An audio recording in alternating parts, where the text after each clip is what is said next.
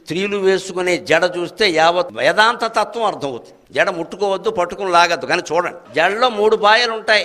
3 పాయలు ఉంటాయి. పూర్వం వాళ్ళ జడ చూడండి, ఇప్పుడు ఎక్కడ ఉన్నాయని కొత్తిమీర కట్టలే.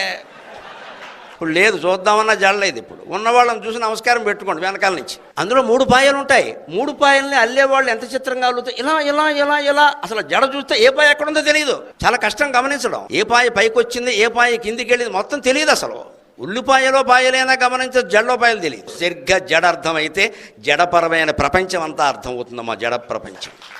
మనలో మనమే ఎప్పుడు సత్వగుణంలో ఉంటామో, ఎప్పుడు పోటీలు పడి పంతాలు పడి రజోగుణంలో గెలిపోతామో, ఎప్పుడు పరమ మూర్ఖులమై క్రూరంగా హింసతో తమో గుణంతో ప్రవర్తిస్తామో మనకే తెలియదండి. అదేమిటి అలా ఉన్నవాడు ఎలా అయిపోయాడు, నిన్నటి వరకు బాగానే ఉన్నాడు, ఇవాళ ఇలా ప్రవేశించింది ఓ పురుగు వాళ్ళలో, ఏం చేయమంటాం? అదే తమో గుణం అనే పురుగు. ఆ ప్రవేశిస్తున్నప్పుడే జాగ్రత్త పడని, ఎంత చదువుకున్నాను కదా, ఈ ఆలోచన వస్తే వాడు బాగుపడు.